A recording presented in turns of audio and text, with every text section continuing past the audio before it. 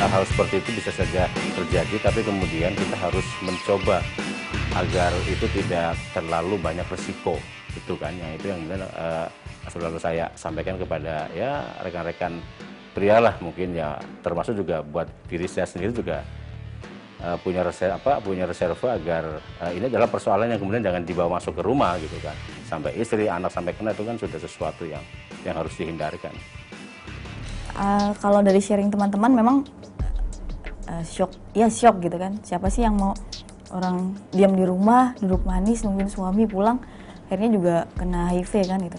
Mereka rata-rata kebanyakan agak lama ya penerimaannya gitu, tapi ya kalau aku sih perempuan tuh lebih bisa survive ya dibanding laki-laki, entah kenapa, karena dari cerita banyak teman-teman perempuan tuh lebih yuk gue tuh punya semangat hidup gitu, bukan membandingkan ada perempuan lagi, tapi kebanyakan yang aku dengar dari cerita teman-teman. Awalnya kita emang punya komitmen pengen punya anak, dan sebelum kita memutuskan untuk punya anak ya kita banyak sharing dengan dokter sama teman-teman gitu yang udah pernah punya anak dengan kondisi pasangannya yang sama-sama positif gitu ya. Nah ini dengan pertimbangan-pertimbangan yang udah ada ya akhirnya kita mengambil resiko untuk oke deh, akhirnya kita memutuskan untuk punya anak, walaupun sebetulnya kita merasa sebetulnya sih ya bisa dibilang orang tua yang egois juga sih gitu kan. Karena ada beberapa teman juga yang pernah hamil juga gitu, terus akhirnya dia memilih untuk ada yang diaborsi gitu, karena pasangannya belum siap aja gitu, ngerasa beban moral juga sebagai orang tua juga pasti ada gitu. Cuman ada beberapa hal, ada salah satu dokter dulu gue pernah tanya gitu ke dokter itu, dan akhirnya dokter itu enak banget diajak ngobrolnya gitu. Tapi memang informasinya mungkin belum banyak perempuan tahu gitu kalau ada PMTCT. Jadi memang ada tahapannya di mana sebenarnya sih sebelum hamil kita juga harus sudah konseling dulu gitu. Perencanaan kehamilan itu juga harus udah diperhitungkan dalam PMTCT. Selain itu pada saat hamil harus mengkonsumsi ARV, dan itu juga ada persyaratannya sebelum hamil itu sel darah putihnya harus tinggi, virusnya harus di bawah rata-rata gitu, harus kalau bisa sih 0 gitu kan, kalau atau tidak terdeteksi lagi.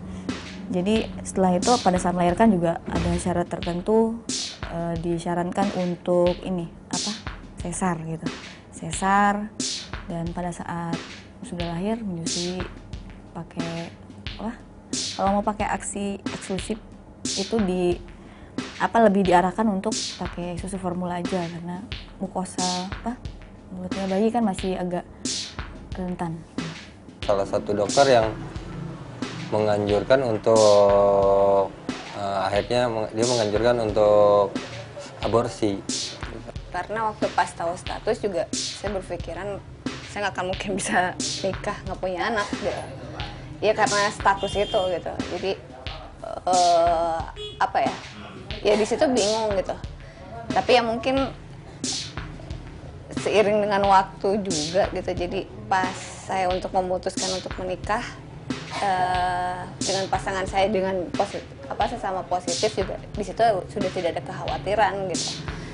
Ya maksudnya kita sama-sama deh gitu. Cuman pas setelah menikah juga dulu awalnya saya nggak akan pernah mau punya anak dulu gitu. Pertama emang penerimaan agak sulit ya. Kenapa sih aku harus kena gitu? Aku bukan candu, aku juga bukan pekerja seks gitu kan. Kenapa aku gitu? Kenapa nggak yang lain gitu? Tapi dari sana aku berpikir, wah mungkin masih banyak ibu-ibu gitu. Jadi sebelum masuk LSM aku banyak baca buku sampai akhirnya oke, aku harus bantu teman-teman yang lain. Dan ternyata keluarga juga mendukung orang tua yang lain gitu untuk kamu bisa gitu. Yang namanya manusia gitu ya, saya merasa bahwa setiap orang punya hak untuk melakukan reproduksi gitu. Makanya ya akhirnya kita ambil jalan keputusan untuk punya anak dengan program yang saya tahu tuh ada salah satu program PMPCT gitu yang bisa memperkecil dampaknya untuk penurunan ke si anak gitu. Persentasinya bisa lebih kecil dengan mengikuti program PMPCT ini. Gitu. Dari situ ada beberapa hal sih dibaca buku juga gitu. ya, dan Dwi mengikuti dokter itu sih. Jadi satu dokter itu dipegang terus, dan akhirnya aku yang ke dokter itu minta saran segala macam, dan untungnya aku tuh dari udah hampir 4 tahun udah minum ARV, jadi nggak begitu berat gitu. Jadi ya udah kamu terusin aja, nggak jadi masalah gitu. Yang penting kontrol vitamin dan segala macam, itu kesehatannya. Akhirnya ya udah, Dwi untuk memutuskan ke dokter itu aku mau minta PMPCT gitu. Jadi suami pun sama apa ya udahlah gitu, nggak jadi masalah, anak rezeki kali buat kita gitu. Ya alhamdulillah kita terusin aja, tapi dengan program itu gitu. Kita beberapa diskusi sama teman-teman juga, ada yang beberapa teman yang mereka merasa bahwa orang yang HIV positif itu mereka nggak punya hak untuk mempunyai anak gitu ya. Ada juga yang sebagian besar ya, termasuk saya sendiri, bahwa orang yang HIV positif kenapa nggak boleh gitu. Nah, kalau dia hamil dan HIV positif disuruh abortus. Sekarang sama sekali tidak perlu. Itu tidak boleh. Sekarang pengetahuan kita sudah maju sekali, yaitu kalau seorang perempuan hamil dan ditemukan positif, maka kita bisa lakukan upaya pencegahan yang disebut pencegahan penularan dari orang tua ke bayi, yaitu PMPCT. Yaitu dengan cara pada kehamilan trimester akhir itu diberikan obat antiretroviral. Dengan demikian jumlah virus dalam darah ibu akan menurun, risiko penularan akan makin rendah.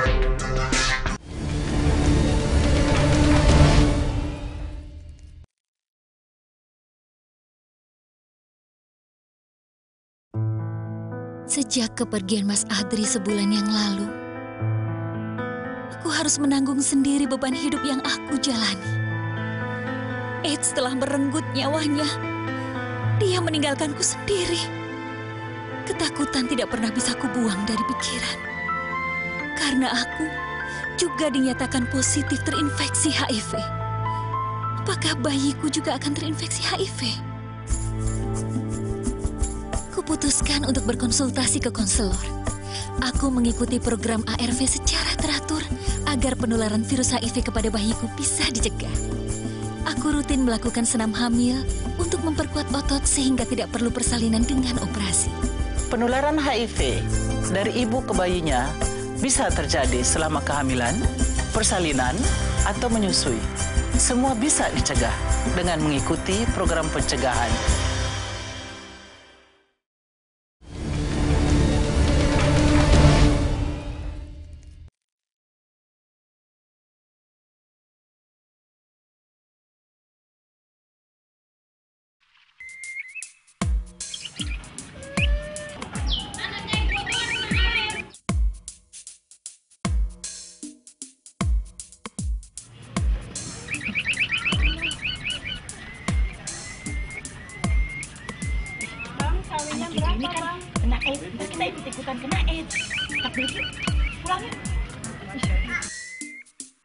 Saat itu, hatiku tiba-tiba bergetar. Aku telah menyalahkan anakku akan penyakitnya. Tidak seharusnya aku terus marah padanya. Seharusnya aku mendukungnya untuk memulai langkahnya sebagai Oda. Kalau ibu ya, kalau boleh bilang, justru dengan begitu nanti malah tambah orang loh. Ngerti maksud ibu? Malah tambah orang nanti. Jadi yang kesel, oh saya begini akhirnya saya nggak bisa kerja. Apa salahnya kalau ini saya tularkan ke orang lain? Kan tambah banyak. Dulu, sangat susah sekali bagi Oda untuk bersosialisasi.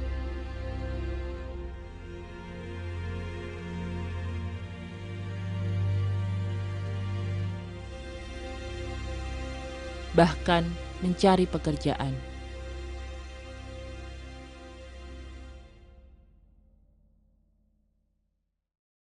Di lingkungan sendiri, di masyarakat sama juga. Mungkin kalau ada yang tahu teman kita terinfeksi ya, di lingkungan sendiri, mungkin khususnya di daerah ya, yang belum tahu apa itu HIV, apa itu AIDS, apa segala macam itu belum tahu, pasti banyak yang mengira penyakit itu mematikan apa segala, padahal penyakit ini hanya virus gitu, just virus.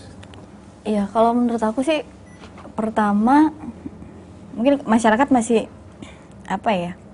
Kalau semuanya agak susah gitu kan. Mungkin buat orang terinfeksinya dulu deh gitu. Kalau kita berada di belakang terus gitu, stigma maupun diskriminasi itu nggak akan hilang gitu. Ayo keluar gitu. Kalau mau advokasi tentang contohnya ARV gitu. Kalau kita dari belakang doang nggak, ini odanya mana, orang HIV-nya mana gitu kan? Mereka tidak akan tahu gitu. Dan mereka tidak bisa melihat bukti nyata kalau orang HIV itu benar-benar ada dan memang butuh ARV gitu. Jadi kita sendiri dulu deh yang ayo kalau kita mau maju, ayo tunjukkan kalau kita memang baik-baik saja dan kita bisa beraktivitas gitu. Jangan, aduh gue takut nih ntar gini-gini kan balik lagi. Jadi masyarakat gimana mau nerima kalau kita juga kita sendiri yang menstigma diri kita sendiri gitu. Tapi semua sudah berubah sekarang ini. Dengan semakin banyaknya sosialisasi dan informasi yang benar kepada masyarakat, banyak ODA yang masih bisa tetap bekerja dan berkarya. Ya, memang di sini banyak kasus yang mungkin dari keluarga dia bisa menerima ya, tetapi keluarga dari istrinya atau suami itu memang kadang-kadang sampai mereka tidak tahu. Nah, itu biasanya kalau dari kita tuh kita maulah memberikan penjelasan. Jadi kepada siapapun yang kurang paham untuk penyakit ini, biasanya kita panggil gitu untuk kita beri penjelasan gitu loh. Ini beginilah penyakitnya gitu. Sebetulnya tidak perlu dijauhi gitu.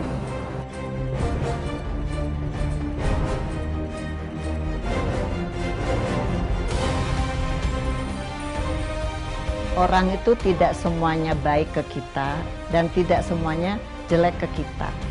Kalau yang mempunyai jelek ke kita itu mungkin dia perasaannya atau jangan deket-deket dengan dia, para anaknya gini gitu.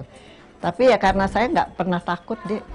Jadi saya ke RW 5 saya panggil anak yang dekat dengan anak-anak berandalan itu saya deketin.